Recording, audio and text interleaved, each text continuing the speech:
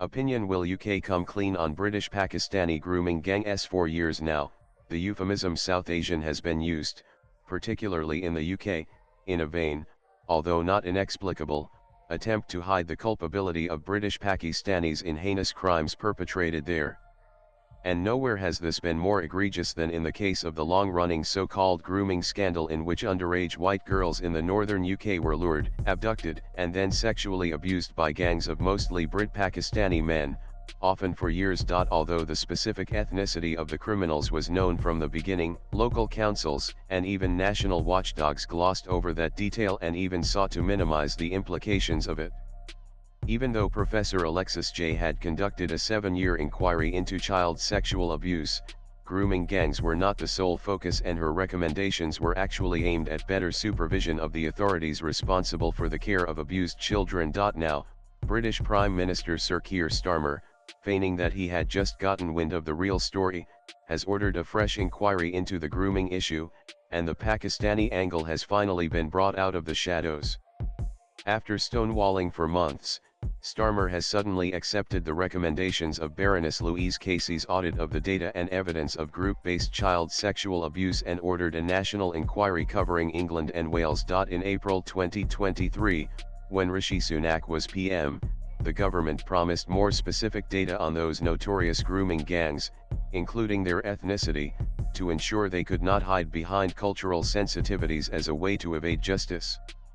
At that time, Sunak and his Home Secretary Priti Patel were accused of bias, racism, and dog whistling by Labour because they are of Indian ancestry, even though there was no doubt that the culprits were of Pakistani descent. So what are the chances that the Labour government will be honest in this matter now, especially given the emergence of a significant and united Muslim vote in the last general elections there? Even Professor J had concluded that in Rotherham, most known perpetrators were of Pakistani heritage, including 5 convicted in 2010. In 2012, the men convicted in the Rochdale abuse case were also all British Pakistani, as were the 7 men convicted in Telford in 2013. The effort to water down the 2020 report on grooming gangs is palpable, as is also the coverage of its main findings by mainstream media. The writers of that official report asserted that the majority of child sexual abuse gangs comprise white men under the age of 30, but they do not provide relevant evidence. If that is indeed the case, the fact that most of the men who were tried and convicted for grooming and abusing young girls have not been white should raise questions. Interestingly, Sarah Champion, Labour MP for Rotherham since 2012, wrote an op-ed in August 2017 averring that Britain has a problem with British Pakistani men raping and exploiting white girls. There. I said it. Does that make me a racist, or am I just prepared to call out this horrifying problem for what it is? Just before that, she told BBC Radio 4 that more people are afraid to be called a racist than they are afraid to be wrong about calling out child abuse. She had to resign from her post as Shadow Women and Equalities Minister for her candour that same month. And her party became an avid advocate of the 2020 report's conclusion, supposedly based on the findings of multiple studies on child sexual exploitation, that there was not enough evidence to conclude that grooming gangs were disproportionately made up of Asian offenders. Voices challenging that were dismissed as far-right, racist Islamophobes. The statutory public inquiry will summon witnesses and examine to what extent the police, local councils, and officials were negligent in their duty towards vulnerable girls by mishandling, downplaying, or ignoring their complaints. It can reinvestigate old cases and demand answers to complaints about wrongdoing. Meanwhile, the National Crime Agency will lead the initiative to reopen grooming gang cases and identify those men who had evaded justice earlier. Already, 800 cases have been reopened in 2025. Ironically, Home Secretary Yvette Cooper now says the girls had been ignored for too long and this was the way to get truth and justice, adding that not enough people listened to them then. That was wrong and unforgivable. We are changing that now.